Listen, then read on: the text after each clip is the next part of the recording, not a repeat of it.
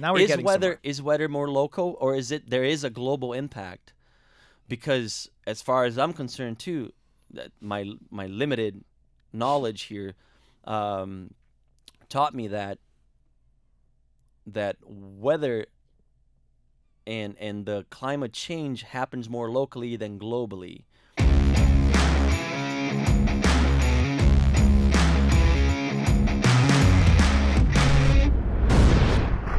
Another fact that I learned is that the CO2 is not a pollutant, and it doesn't really stay in the atmosphere. Where does it go though?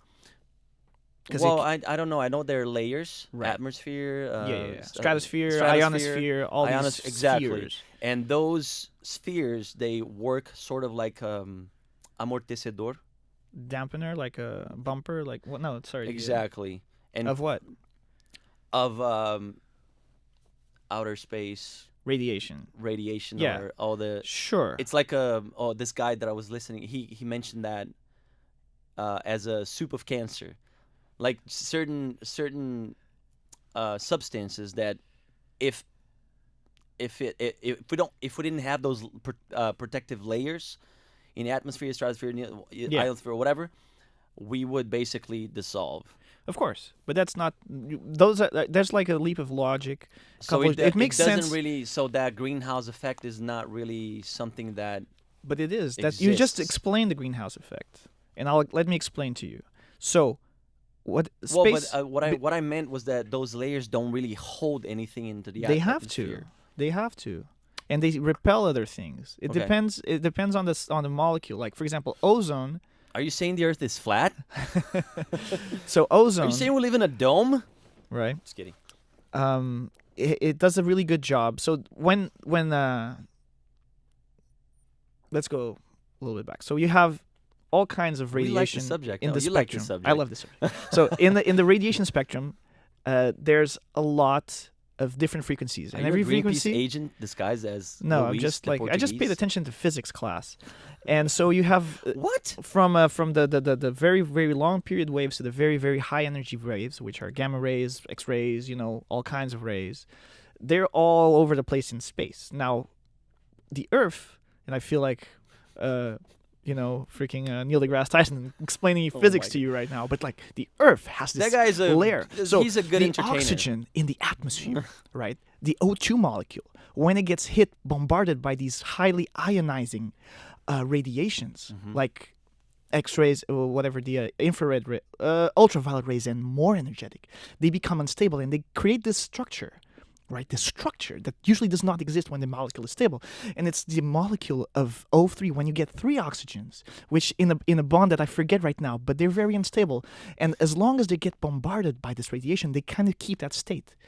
So you have this outer layer of Keep going. That's very outer layer very interesting. of We're gonna get some this good thin reels. of this thin like very very small slice of ozone. Right. Which is ozone? It's a combination. So when 2 molecules of oxygen, O2, they kind of like commingle together and they The become ozone O3. layer, right? And that's why you have the ozone layer. Now, at one point in heard the that- 80s, the CFCs would combine with these molecules, CFCs. right? Remember? Which were like this substance that were used in pressurized gas in these cans for like your hairspray or your deodorant. Right.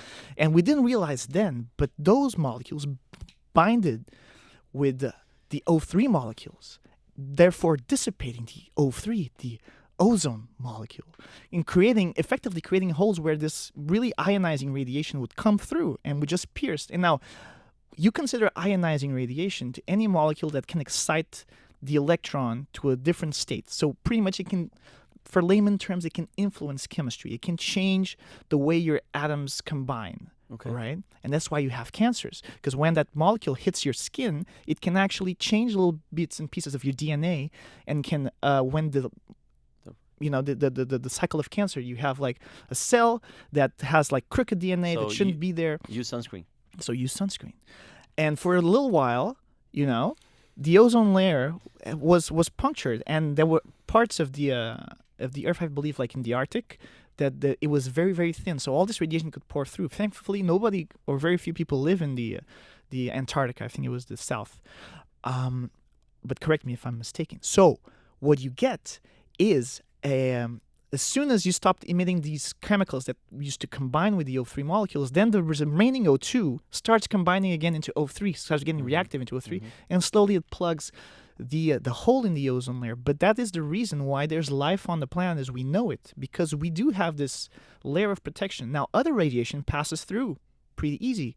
In this case, what you call visible radiation, which is a little bit wider in wavelength than these more ionizing radiations, all the way down to radio and all the way down to the really, really long period radiations. So infrared, by definition, is smaller, is technically it's less energetic, but it has a wider period of than the visible light. So you have infrared light. Sorry, let's go from the top. Everything, gamma rays, X-rays, ultraviolet rays. Then you have visible light. And then you have infrared. Infrared, why? Because it's below the red. You can't really see it. But that's kind of the radiation that transmits heat and interacts in the form of heat with molecules. And so when you feel this light being hot, you're actually feeling infrared radiation coming and bombarding and reacting with your body. Right. So when we're talking about the greenhouse effect is when this radiation comes back and should be either absorbed by the ground or reflected and go back into space. It doesn't go back into space. Why? Because the CO2 molecules act as a mirror back down. So they come through, some of it must be reflected, and some of it comes back down. And then some of it passes through and some of it stays down. So the more dense you make this... One thing reflects the other, are you saying? So CO2 stays in the atmosphere, accumulates here, and the other stuff... Well, the CO2 acts as a barrier. You know, I'm assuming this is mildly porous. So it has some holes, and I heard that CO2 doesn't stay in the atmosphere, kind of like. Well, that's what I'm asking. That's why I started this whole conversation by saying, like, where does the CO2 go? Because it has to go somewhere. Like, gas leaves the atmosphere, and atmospheres can thin down, and it depends on how dense it is. But for example, carbon monoxide. That's a pollutant. That's pollutant, and that's lower than air. That's why you have like these warnings. Be careful with carbon monoxide poisoning, because it's kind of like water and olive oil. Olive oil and water, if you blend them, they will bubble and they will get all mixed up. And then they will separate. And then the most dense liquid will go to the bottom and the less dense will go to the top. And that happens with every fluid. It's a physical phenomenon. Add some soap. Right? And they'll mix together. They'll mix. They become emulsified, and they change a little bit of the polarity of the molecules, because water is a polar molecule. Anyway, the point being that carbon monoxide is more dense than our regular mix of air. So if you're in the basement of a garage and the cars are running, all that carbon monoxide will pool in the bottom.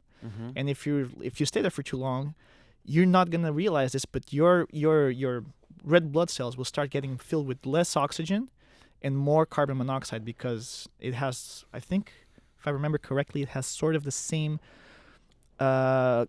properties, and it will occupy the space where the O2 was, and you will slowly suffocate to death without realizing why you're suffocating. And that's why some people, put the tube in the car and just turn it on and just... Okay. Anyway. What I wanted to say. So wait.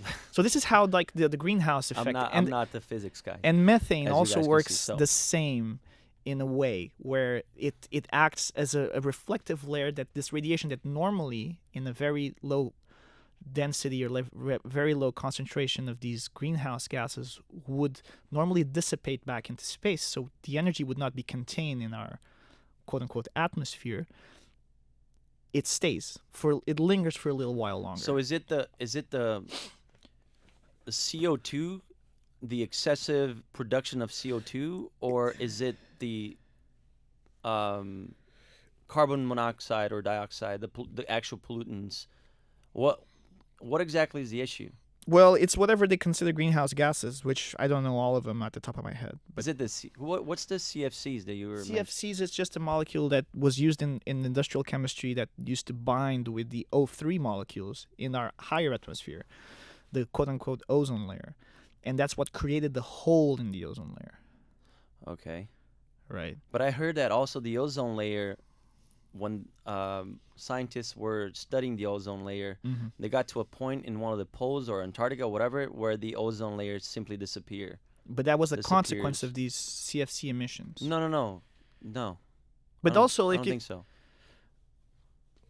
It's just they're measuring like there's. yeah, I mean, it's not uniform. Nothing in the world is uniform. This looks like a perfect orange, but it's not really. But I mean, like, I know so little about the subject. oh, You know, you well, can say good. You can Well, say, tell me. I'll tell you what no, I know, I'm just and asking how. questions because sure, of sure. things that I've heard that kind I of see. oppose that. Not oppose, but kind of approach the issue with a little more cautela, Yeah, a you little like more more caution. cautiously. But it's You know, important to and they're like, understand. oh, let's everybody become vegan and let's everybody stop I using understand. plastic. Let's Exactly. everybody, stop the driving combustion cars. Oh my gosh, the world is gonna end. Let's throw soup at Mona Lisa. You know, No, I understand what you're saying. I understand what you're coming from. I recommend, knowledge is power. By understanding how these things work, it's much harder for somebody to pull a veil over your eyes and tell you a story. What I wanted to do, say, before I went on my Neil deGrasse Tyson impersonation, was the following. Is you stop eating meat going to change the world? Is you stop driving a car going to change the world? Maybe not you specifically, the but joint sacrifice. the joint sacrifice of humanity, changing, moving away from fossil fuels. So this is where I have a problem with all of this. Because why? We are sort of, in a way, treated as children. We were convinced, and this is where politics start getting in the way of things, or policies and special interests. To know the truth is to understand that the biggest CO2 or greenhouse emitter is China. And there's nothing that America can do or any country can do to change if they don't change. Another thing that's important to understand is very few nations in the world consume most of the energy of the world. They create the most amount of emissions, right? Who does? It will be the U.S., China. Right. The big polluters. And the reason why they're the big polluters is because they got ahead and they had their own industrial revolution. Industrial countries, right? Yeah. And then you have the developing countries. If we advanced nations had the right to go through this revolution and to do all these mistakes, should not the other nations also have the right to develop in such a way? Because there's a linear progression of how countries get from having no resources to being advanced economies and advanced industries and being global players. If you tell a nation that's like very poor in Africa, okay, now you need to build infrastructure. Now you need to build energy infrastructure. Now you need to build an industry that can give you the materials for you to build your houses and to build your buildings and to do all these things. Like, do you not have the right? Because now we've destroyed the world, quote unquote, polluted, we used all these resources. Now it's your turn, but now we're saying, oh, we should all get off of fossil fuels. That's a little bit of an hypocrisy, right? Yeah. There's also situations where I don't know if you can power with electricity a freaking a welding what's it called, like a steel making plant. Windmill? A steel making plant. Like, you Okay. need to make steel. You need to some things are very energy consuming. They're always going to have a gas effect, greenhouse emissions. Like some industries are, you can't put you can't make with today's technology. You can't make an airplane that flies on batteries. It's too heavy. You need too much energy. You need to have an energy revolution. You need to find a new kind of battery or new kind of motor, or just put like a nuclear motor in every plane, so you can actually power these things. What's the controversy on nuclear has the nuclear power, not power, but nuclear energy? nuclear energy is very clean if you don't care where you're going to stick the radioactive isotopes after you use them, the radioactive cells, and you don't have a meltdown, because it's a glorified steam engine. You're moving water by heating it up, making vapor, moving some turbines, creating clean energy. But the way you're powering it is by heating water with these radioactive elements. Okay. And I'm sure that creates that puts some radioactivity. I'm not sure if they put some radioactivity in the water. I'm pretty sure it does, because it has to go into the water, and you have like these contaminated water. Then you have to like find a place to put it.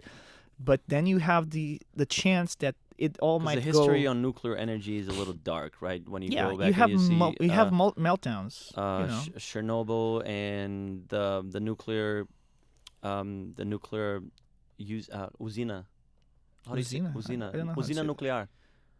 Reactor. I don't know. Yeah, there was one in Japan that exploded, right? It was. Oh like, yeah, another reactor. It's the same thing. Chernobyl had the meltdown there, and Fukushima.